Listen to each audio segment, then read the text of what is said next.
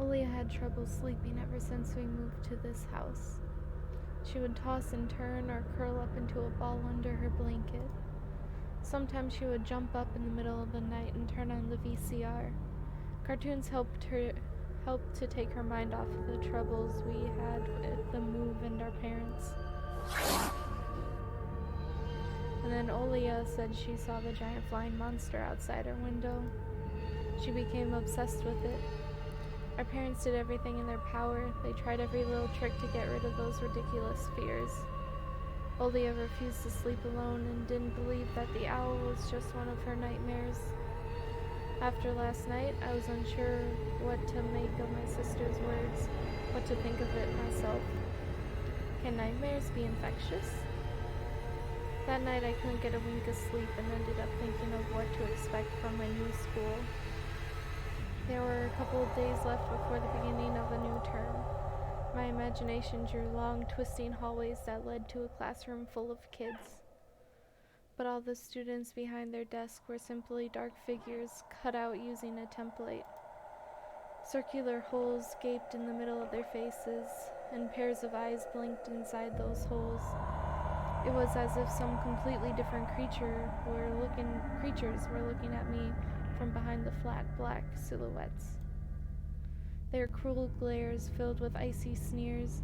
They made me shiver from head to toe. Will I survive here? Won't they gang up on me and beat me down, stomp on me with their bloodied shoes? The damn school can burn for all I care. I just wish that for anything to happen to it. Doesn't really matter what. I didn't want to go there that badly. I didn't want to see people who were just itching to smack me on the head, trip me up, think of new offensive name for me, or worse than the previous one. It felt like the glasses I wore made me an outsider or some sort of monster. My gaze slid across the drawings hanging on the walls. I couldn't consider myself a great artist, but Olia begged me to hang them. Drawing was the only thing that made me happy as of late. The small circle of friends I had also enjoyed my paintings, and they promised to call me from time to time. Sometimes I imagine my mom picking up the phone and saying in a cold voice, "You've got the wrong number," or "Anton isn't around." Anton is not around.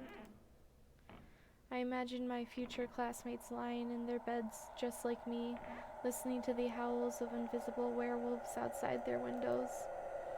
Maybe my new classmates will like me after all. But who would ever like a boy with thick glasses? I mean, my dad used to wear glasses when he was little, and now he's married to the most beautiful woman on the planet, my mom. The house creaked, pressed by the wind.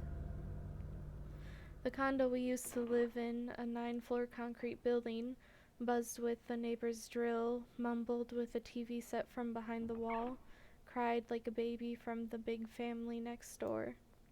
Our current house, though I can't really call it new, was completely different. It was silent and easygoing during the day. Its shadows lay dormant in the corners, on the closet cobwebs, and under the stairs. But they all woke up during the night. Something was watching me from every corner, almost as if the old photos of my diseased family, with their ashen eyes, were hanging on the walls in place of my drawings. The floor was squeaky, rusty drains were moaning, the attic was occupied by noisy drafts. One could think the house was performing some sort of demonic melody. Then I realized I was, in fact, hearing music. It was already playing for a good while.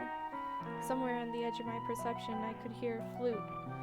It was mixed with the sound of the wind, of the creaking old house, and my thoughts too. I stood up and rushed to the window. I wanted to reassure myself that the music was nothing more than a product of my imagination. It's not like someone is playing it there, amidst a cold, snowy night, right?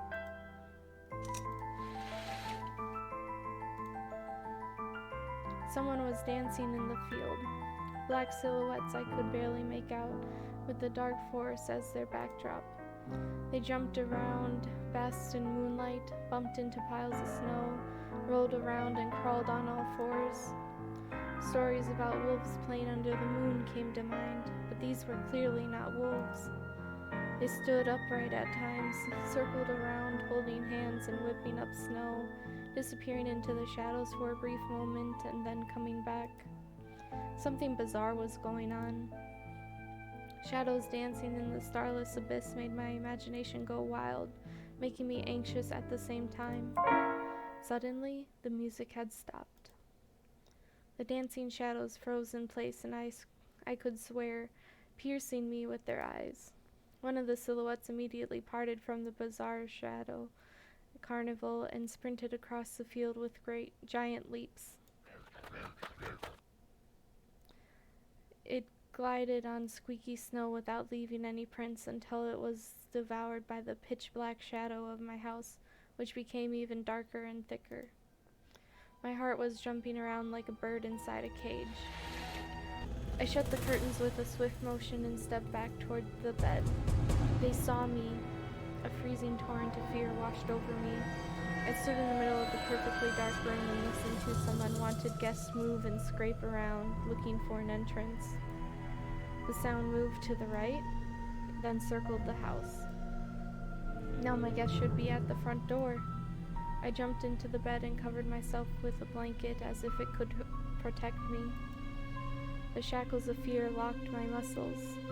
I remembered the funeral, my grandma lying there, hands crossed on her chest, her facial features sharp like that of a tin doll. Ants running up and down the legs of chairs that held my grandma's casket. I imagined those little creatures climbing up her head and pulling her eyelids with their tiny legs. Then her wrinkly eyeballs would once again move inside their sockets, and she'd be able to see her grandchildren. I was chanting the spell she taught me throughout the whole procedure, and now, lying under the blanket and listening to the squeaks and howls, I was repeating the same На words. острове Буяне, в синем океане, стоит домовина, в ней савы и глина, волосы седые, чертям еда, раба Божьего Антона не тронут никогда. Бесы забудут дорогу к дому. Мертвый к мертвому, швой к швому. Bizarre sounds had disappeared. I cautiously peeked out from under the blanket and saw curtains waving around like a hanged man, and then the night doused me with a new portion of boiling terror. The sound scratched at my eardrums. In reality, something or someone was scratching at the front door, hurriedly clawing at the wood, demanding to be let in. The door was shut. Dad had become very cautious recently, so he installed a sturdy lock. I remember him staring at the forest intently as if he was looking for someone. Мертвое к мертвому, живое к живому. I hugged my knees, placing my chin between them, and drilled the door with my eyes. It was so flimsy and weak before the might of darkness. And then the doorknob twitched slightly, then turned halfway once, twice, as if the person who tried to enter had no hands. The doorknob tilted once more and then started clicking violently. My jaw cramped with fear. My wet fingers clutched the blanket. The door creaked and opened. The wind taunted me, moaning inside the tin drains. Now you'll see. The door was wide open. The darkness writhed inside the carnivorous mouth of the doorway.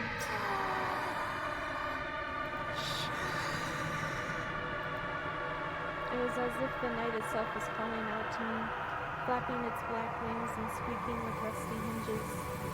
I was trembling and snared by the web of darkness that hung in the corners of my room, waiting for the one who weaved it to come out of the gaping black hole.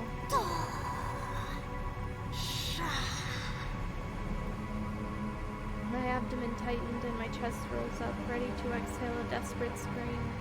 But before I was able to do anything, the darkness asked Ты me, спишь тоже? my sister's pale face protruded from the thick shadows. I almost screamed Оля, from relief. я не сплю. Что случилось? Olia frowned and stuck out her lower lip, a clear sign she was about to cry. Оно опять прилетело и пялится на меня. Прогони ее тоже. Прогони, пожалуйста. Я так боюсь.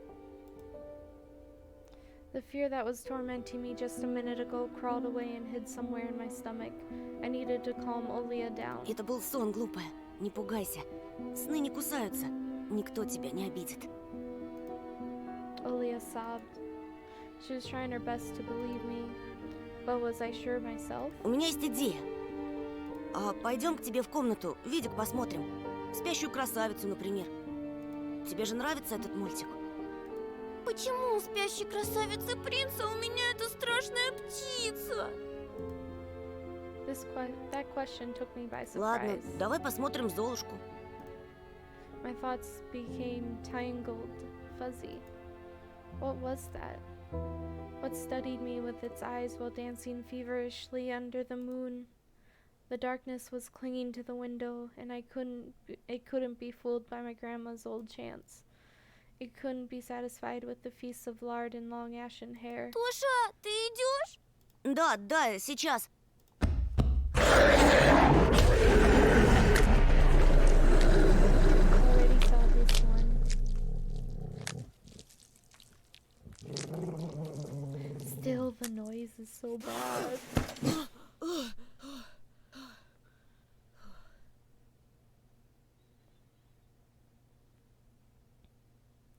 That's why I didn't want to laugh at Olia and her owl in the morning. Who could be visiting us here, in the middle of nowhere? We don't know anyone around here. So persistent.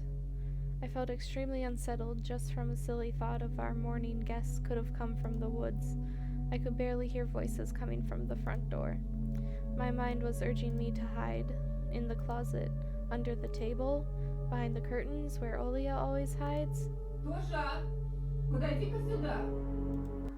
I felt like kettlebells were tied to my feet, but I still dragged them toward the hallway. A couple of policemen towered over me in the doorway. They smelled like frost and worry. My mom always winced and grumbled the moment she saw patrol cars, worse than bandits. At that moment, though, she looked somewhat confused. Здравствуйте. The senior officer, who wore a grim expression, nodded. Тут мальчик вчера потерялся. Вовой зовут. Глянь, пожалуйста. Ты его не видел? The policeman held out a photograph to me.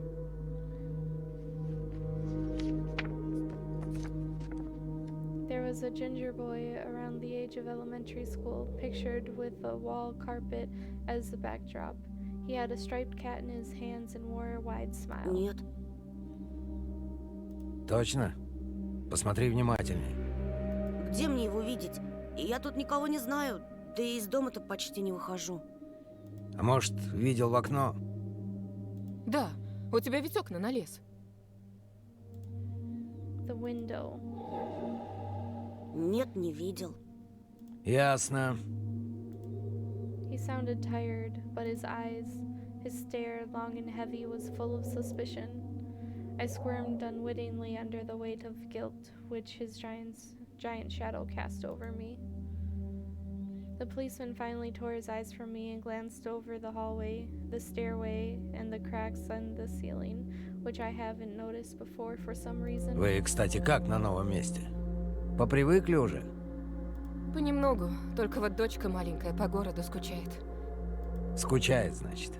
Из местных вас никто не беспокоит? Все хорошо, спасибо. The policeman pierced through me one more time with his gray eyes. My head started spinning. Может, вам помочь как-то? I asked in a shaky voice to look like a polite boy and to end this unpleasant conversation sooner. Я вот стою и думаю, ты, малец, на племеша моего похож. Шустрый парнишка твоих лет, с такими же окулярами.